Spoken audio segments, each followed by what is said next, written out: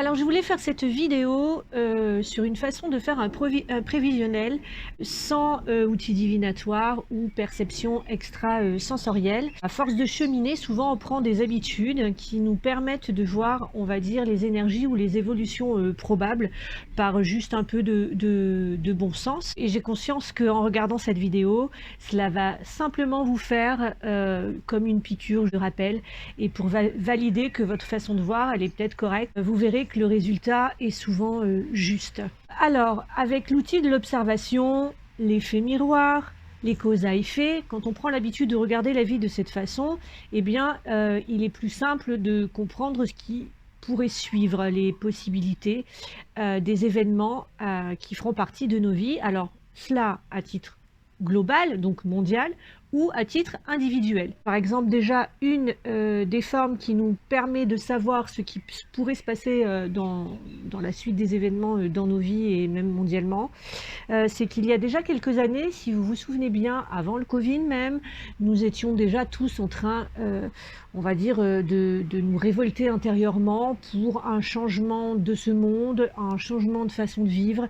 Moi, je sentais les gens assez électriques même, à bouillir un peu à l'intérieur d'eux, pour que nos vies changent et qu'on vive de façon plus jolie en fait. Et donc en fait ça nous permet de voir et surtout d'avoir la preuve que les intentions et les prières fonctionnent. C'est-à-dire que là, on est en plein dans ce changement que nous avons demandé de façon assez puissante puisque nous étions nombreux. Nous le vivons actuellement. On est en plein dedans ce changement. Nos prières ont été exaucées, nos intentions sont en train de se matérialiser. Voyez, et donc du coup, je me dis que de rappeler ce genre de choses, ça nous permet pour la suite d'avoir la foi quand on aura envie de créer à nouveau, à titre individuel ou tout le monde ensemble, parce qu'ensemble on est quand même plus fort, bah, ce nouveau monde plus joli, ça fonctionnera aussi, bien sûr, comme aujourd'hui. Voilà, on a demandé le changement, et bien on y est. Donc quelque part, on en est aussi responsable et on devrait être aussi heureux, même si c'est difficile et compliqué. C'est une demande qui est exaucée. En étant une thérapeute depuis maintenant de nombreuses années, et vous dans votre quotidien avec votre entourage, ou pour les thérapeutes qui me regardent, on peut se rendre compte d'une chose qui arrive tout le temps en fait. C'est que l'être humain, il change à quel moment? À quel moment l'être humain crée de véritables changements dans sa vie et à l'intérieur de lui sur les fonctionnements qu'il pourrait avoir, qui sont pas corrects pour lui, qui sont pas en adéquation avec lui, qui sont pas amour pour lui.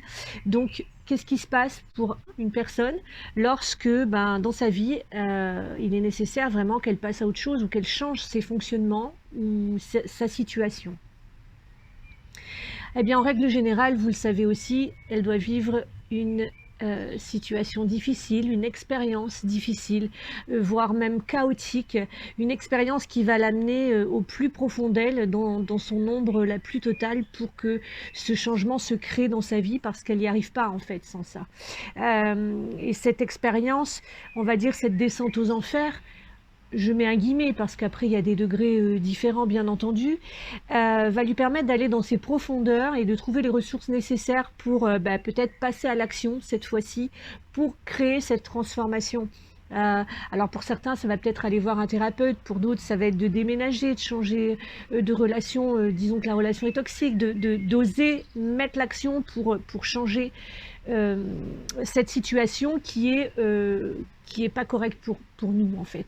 Et donc si on part du principe que l'individu a besoin de vivre une expérience chaotique pour qu'il y ait de véritables changements, eh bien ça va être pareil pour la situation mondiale. Alors je vous informe de rien, tout le monde en ce moment pressent qu'il pourrait y avoir un chaos, qu'il pourrait y avoir des choses terribles qui pourraient nous arriver, mais ça paraît, c'est complètement cohérent en fait si on regarde au niveau de la personne elle-même. Pour qu'il y ait un changement, il faut quelque chose de chaos, on a besoin de traverser cela pour détruire en fait, j'ai envie de dire, ce qui n'est plus correct pour nous, de détruire l'ancien. Et malheureusement, à mon avis, on va devoir traverser une période assez compliquée, voire difficile, et il va falloir s'accrocher, je pense. Et c'est pour ça que je vous parle de ça aujourd'hui, parce que j'ai envie de vous inviter à garder la foi avec ce que je vais vous dire, puisque là, si on regarde pour une personne, ces expériences-là, elles servent pour qu'elle ait une vie plus jolie ou pour qu'elle soit plus elle-même, pour qu'elle soit plus en amour avec elle, d'accord? Donc ça va être pareil pour notre monde. La suite, elle va être belle, peu importe ce que nous allons traverser, peu importe si là, on va dire que le changement qui est là déjà et peut-être cette expérience chaotique qui va faire un gros ménage, qui va permettre de passer à autre chose de bien plus beau, eh bien, si ça crée un monde plus joli, eh bien, ça devrait être OK. Et donc pendant cette période, j'ai envie d'inviter à ne pas oublier que le résultat peut être beau en fait, hein. Aussi le fait qu'en ce moment, donc, nous sommes dans ce changement, qu'il y a beaucoup de choses qui nous font souffrir, qui sont vraiment terribles pour la planète, terribles pour l'être humain. Alors ça a quand même toujours existé plus ou moins, mais là, on peut se rendre compte que ça se met en lumière, que les choses se révèlent, que bah, le mensonge fonctionne moins bien et enfin, il ne peut pas tenir longtemps en fait. On voit bien que la vérité remonte. Et si vous observez aussi autour de vous, je pense que vous devez vous rendre compte que les personnes qui vous entourent, qui sont dans un mouvement où elles cachent les choses, où c'est pas correct, vous allez le voir plus facilement maintenant. Vous allez voir plus facilement la vérité sur une personne. Je vous parle de ça parce que j'entends beaucoup de personnes qui disent: oh là là, il y a les ténèbres qui sont à l'œuvre. C'est les ténèbres qui sont là, avec toutes ces souffrances, avec tout ce qui nous est montré, c'est terrible. Mais honnêtement, je ne le crois pas, moi. C'est-à-dire que oui, peut-être c'est entre guillemets, alors j'utilise le mot ténèbres, hein, ténèbres, lumière, je vais utiliser beaucoup ces mots pour pouvoir faire une image. Oui, effectivement, ces choses laides font peut-être pas partie de la lumière, mais par contre, le fait que ça se révèle, le fait que les choses soient montrées, ça fait partie de l'amour-lumière, de cette vibration élevée. Parce que, encore une fois, si je reviens à l'individu, à la personne, lorsque moi je fais des dégagements, par exemple, j'utilise cette vibration élevée, cette lumière amour, pour pouvoir dégager quelqu'un. D'accord? Parce que cette énergie, elle va faire remonter toute l'ombre. Elle est là pour ça. C'est elle qui est à l'œuvre et qui fait ce job-là. L'amour-lumière va montrer, parce que quand c'est caché, on ne peut pas le guérir, en fait, on ne peut pas le soigner, on ne peut pas le libérer, on ne peut pas le transformer, vous mettez le mot que vous voulez. Et donc, elle est la puissance et l'énergie qui va faire remonter à la surface tout ce qui est caché, toute l'ombre qui a besoin d'être transformée, en fait.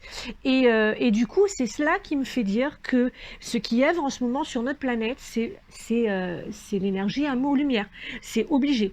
Parce que là, tout ce qui est, on va dire, du côté sombre, remonte à la surface et ça a du mal à tenir caché, en fait, hein. Et je pense même que ça va être de plus en plus fort, que la vibration va être de plus en plus élevée aussi. Et ce qui me fait dire ça, c'est que là, j'ai l'impression qu'on n'est qu'au début, en fait, puisqu'il n'y a que des prémices. Et aussi, quand il y a une séance, par exemple, quand une personne réussit et ose aller vraiment véritablement dans sa profondeur, dans son ombre, on va dire dans ces schémas qui sont vraiment véritablement cachés, ou dans un gros morceau d'elle qui a besoin d'être transformé pour qu'elle soit plus libre en fait et qu'elle ait une meilleure vie, ça fait un peu comme un 8, c'est-à-dire qu'elle va descendre très très profond en elle pour libérer, mais quand c'est transformé, quand c'est transmuté, elle va monter vraiment haut en lumière en fait. Plus on va en bas, l'équilibre est là, et plus on monte en vibration et en lumière. Quand on fait des petits 8, on monte en lumière en petit 8. Et du coup, c'est ce qui pourrait me faire dire que la lumière va être là de plus en plus et de façon puissante pour que justement ça remonte de plus en plus, ça puisse se transmuter de plus en plus, ça peut être vu de plus en plus, et c'est bien l'amour-lumière qui fait ce job-là. Et donc là encore, c'est pour garder à l'esprit et dans notre cœur, pour ne pas avoir de doute en fait de ce qui arrive, même si ça peut être très difficile.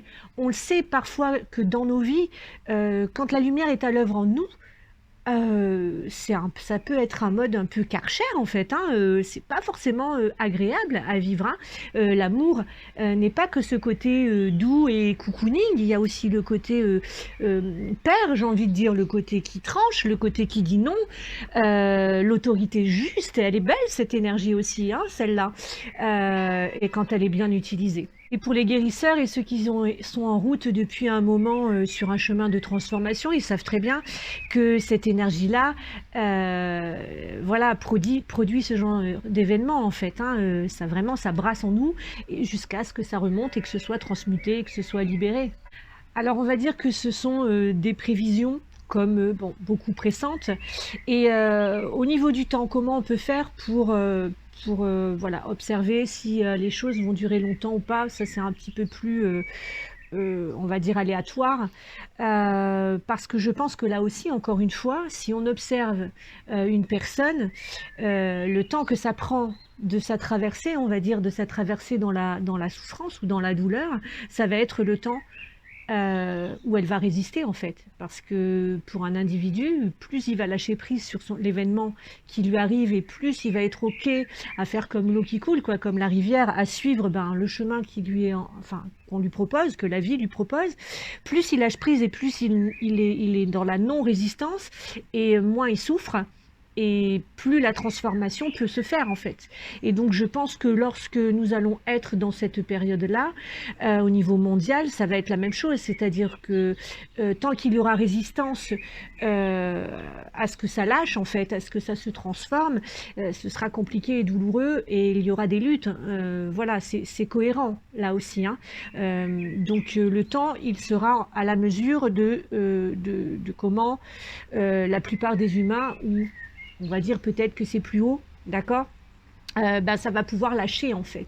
Ce que je peux observer quand moi, par exemple, je me libère d'une mémoire ou de quelque chose d'important, souvent, mon entourage se transforme aussi. C'est-à-dire que vibratoirement, moi, j'ai changé quelque chose, je me suis libérée de quelque chose, et donc ma vibration va aider mon entourage à se transformer aussi, et sans qu'ils aient besoin de faire le chemin, en fait. Ça se fait automatiquement. Si on est dans le combat des ténèbres, on nourrit, en fait, les ténèbres. C'est comme quand on nous dit souvent, quand on a beaucoup, par exemple, de pensées négatives ou de sentiments négatifs, bien on nourrit le mal, en fait. On nourrit pas la lumière. Donc, on est là à lutter contre, toujours contre, on est contre la guerre, ben on nourrit la guerre. Ok? Si on lutte contre les ténèbres, on va nourrir les ténèbres. Donc non, on y met de l'amour, on y met de la lumière dessus. Et c'est pareil dans nos vies, avec nos pensées, avec des choses comme ça, quand on est affligé de la colère ou de pensées négatives continuelles, on nourrit en fait l'ombre, on nourrit les ténèbres. C'est pour ça que je pense que c'est quand même important de s'auto-discipliner sur ce genre de choses. On serait donc invité à tous nourrir la lumière et l'amour pour qu'il y ait une transformation. Et du coup, là encore une fois, au niveau de la globalité, c'est la même chose. C'est plus il y aura des êtres humains qui se prendront en charge, qui se rendront responsables de leur part, je mets bien guillemets d'ombre, et qui feront le chemin de transmuter tout cela, de se libérer de tout cela. Et je pense aussi que ben, moi, on restera dans cette période chaotique, dans cette période de souffrance. Et en plus, encore une fois, comme j'ai dit au début de la vidéo, ensemble, on est quand même plus fort. Ça nous permet aussi de créer ce monde, si la vibration la fait monter à l'intérieur de nous, et que ça rayonne autour de nous, hein, c'est un effet de résonance en fait, eh bien les changements vont se produire de façon automatique. Donc je pense pas non plus qu'on soit obligé d'être très très nombreux à faire ce genre de chemin pour qu'il y ait une véritable transformation et que on reste moins longtemps dans cette période que nous allons probablement traverser, qui va être difficile. Voilà, et enfin je me dis, si on se rappelle chacun de nous pendant ces moments-là et même dès aujourd'hui à participer au changement vibratoire en fait, donc bah, ça peut être correct, hein. On dit bien pour changer le monde on commence par soi et ça c'est une vérité. Voilà, donc j'ai fait le tour un peu de ce que je voulais vous dire concernant une manière d'observer, une manière de regarder, vous la prenez ou pas. n'oublions pas que nous avons ce pouvoir créateur qui est là, et on peut observer aujourd'hui que nous avons été exaucés, donc ça va marcher pour plein d'autres choses. Ensemble, on est quand même plus fort. N'oublions pas que lorsque on va au fond, ben, ça va monter beaucoup en vibration, que c'est en général les expériences comme ça qui sont chaotiques, c'est pour qu'il y ait une meilleure vie, un monde meilleur. Gardons la foi, moi c'est pour ça que je vous parle de tout ça, pour que au moment où on n'est pas bien, et même dans vos vies personnelles, c'est pour que nous puissions garder cette foi. Et, euh, et voilà, donc avec ces petites clés, ces petits outils, c'est juste faisons confiance en ce qui arrive, c'est bien la lumière qui est à l'œuvre. J'espère que vous allez pouvoir vous aussi l'observer dans vos vies individuelles lorsqu'il vous arrive des choses comme ça, et au niveau plus global. Et puis là, pour conclure, je vais vous dire une petite phrase que la vie aussi m'a montré combien cela peut être une grande vérité. Euh, oui, à plusieurs reprises.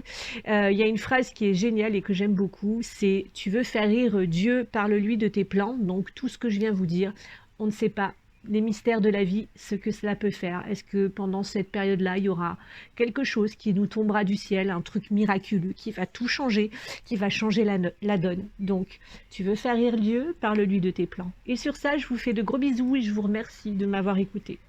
À bientôt!